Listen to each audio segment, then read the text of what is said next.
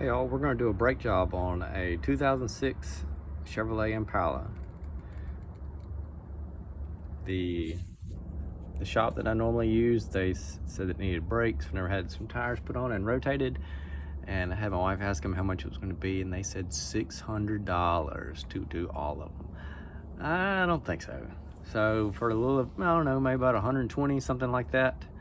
I'll have to find the receipt. Is what I paid for front and rear brakes. Pretty good quality brakes from AutoZone, and we're gonna get them put on here. I know I'm at least gonna do the back today.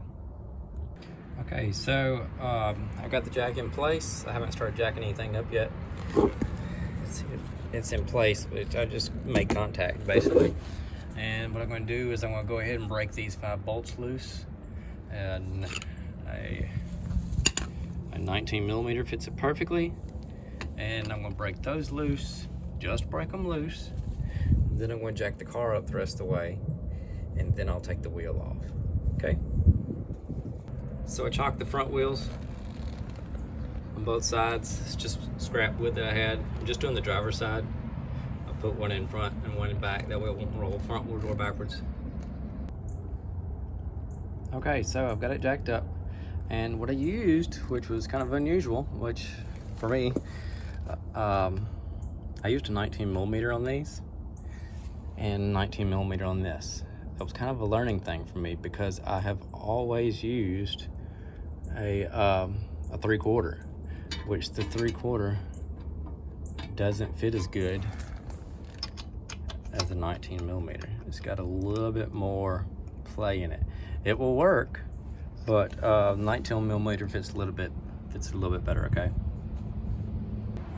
I'm gonna get these nuts taken off here. I've just got them broke loose just enough so where I wouldn't have a tire up in the air like this and trying to break them loose. And they should be easy to get loose now. Okay, so that didn't take much at all. I'm just gonna take the rest of them off by hand. Then once I get all these off, I will take the wheel off and I'll see what we're dealing with.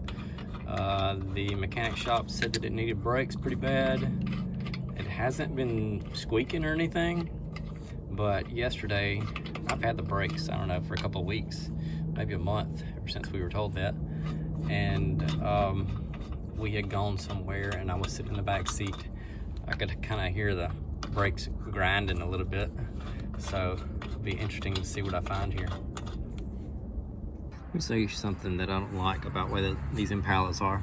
There may be a lot of other vehicles that are like that, I'm sure there are. But this is the front side of the tire. It stayed on the front of the car for too long, and as you can tell, it needed rotating, but I just never got around to it. When I put some new tires on the front, I put them on the back, okay? But see this on the back side of the tire? It's because it ends up rubbing against here. They do that on the front tires too. Both the front and the back are just like that. And I have a 2010 Impala also. So this piece that's on this strut rubs against the back side of the tire. Really, to be honest, it wears the tires out sooner than they should be. Okay, here are the brake pads I bought. I bought the Duralast Elite brake pads. I actually didn't want to go to this grade because it's a more expensive one. I was wanting to go one step down, but they didn't have yet. So it's the DE814. And the DE814 was $62.49. All right. Okay, so I've got to take this loose and this loose, and that is going to be a 14 millimeter. Yeah, 14 millimeter. Pretty tight. I had to bust out the rubber hammer on it, but I got them loose. Okay, y'all, I'm in the process of giving bad advice, so I should have done this to start with. I'm going to take the top off the brake fluid because when I end up, whenever I go to put the brake pads in and push the cylinder back in the caliper, that the brake fluid's going to have somewhere to go. And if I don't have the top off the brake fluid, it can't have any pushback. Okay, so I've already taken these out once. I just put them back in for the sake of the video, but I just wanted to show you. So it's a pretty good looking screw. Caliper, slide screw, whatever the technical name for it is. You'll find that, see how this has got a plastic washer around the bottom, or plastic sleeve. I don't know why, but both of them don't. Okay, so the top one doesn't. Now, I think my dad got this car when it had around 100,000 miles on it, so I don't know if brakes had ever been put on it before, so I can't guarantee you that from the factory this one goes on the bottom and the other one goes on the top. Okay, I can't commit to that, but that's the way this is, and it's been working fine. So I'm gonna put this one back in the bottom.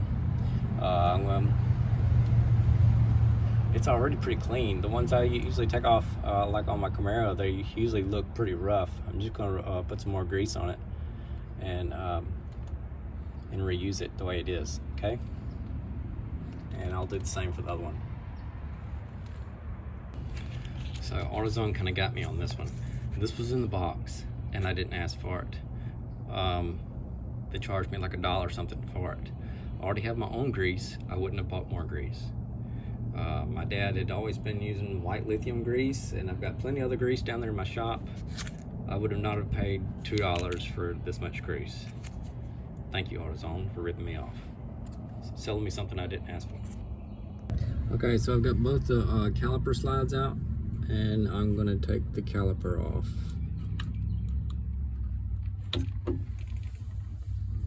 So what I'll need doing is this plunger will need pushing back. And there's the brake pads. I'll replace the brake pads, and with more brake pads, you've got more material, so they sit out farther. So that's why this plunger needs to go back, okay? I also want to tell you, don't ever just let this hang. It's not good on your brake lines. I gotta find me something to hang it from or sit it on while I take care of this other stuff. Well, that's fine, I'll just hang it from up there. Get these pads off. Look, the pads should just come right off, okay? The only thing that's holding us in here is this metal piece. They come with new ones if you want to replace them. There's nothing wrong with the old one.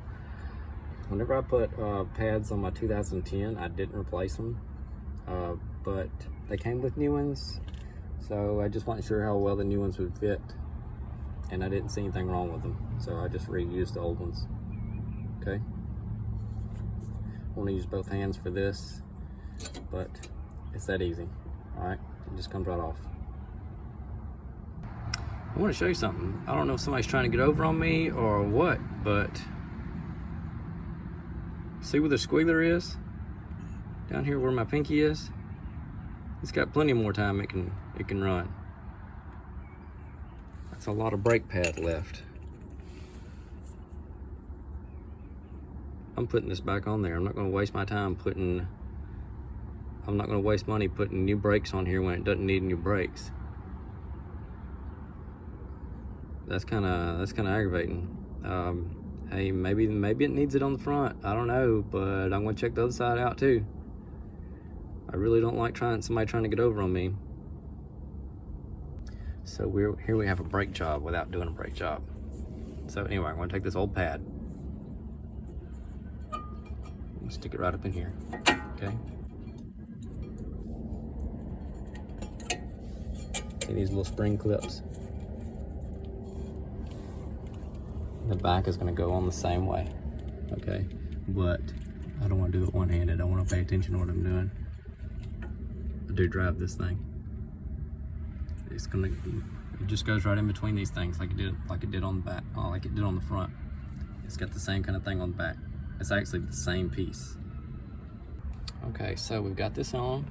I'm gonna take this, and I shouldn't have to worry about pushing that back at all, being that I didn't take this. I mean, these aren't sticking out any farther than it was before. So typically what you would do if you had to push that back, I would take like a piece of wood or my old brake pad or something, and I would stick it on top of that plunger, and I would use a C-clamp. I would put a C-clamp around there, and you know, like a C-clamp like you would use in woodworking, you know, just to hold two things together. And I would tighten up that C-clamp, and that C-clamp would push this plunger back. Okay, push it back, and then you can fit it around here. So we shouldn't have any trouble with that.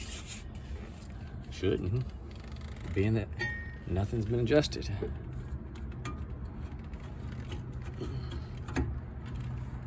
There we go. I'm gonna put that one back together, and then I'll check the other side. Hopefully everything turns out fine. And I've just got some backup brakes. Backup, not for backing the car up, but for whenever I actually do need the brakes. All right, so I'm going to go ahead and I greased these slides up, these caliper slides, since I had them out. Give them a fresh greasing and put them back in and tighten everything back up. I need to look up and see maybe what the torque spec should be on these two caliper bolts. Okay, so what I found on the internet was 32 foot-pounds for both of these, okay? The slide pins. I gotta go get my torque wrench. Okay, well that was kind of an unexpected not brake job. Put the old brakes back on because I'm gonna get the rest of life out of that. I'm not really into wasting money. So anyway, I've got this back on. I've got the caliper slide bolts back in and they've torqued down, and I'm gonna put the wheel back on, torque those down, and get this thing down and do the other side. All right. Hey, I appreciate y'all watching this video on how to attempt a brake job. And that'll get you by to learn how to do it. And because look, y'all, it's just like that. If you do have to replace the drum, there is a little torque spit here, and I've seen some things about those being stripped out.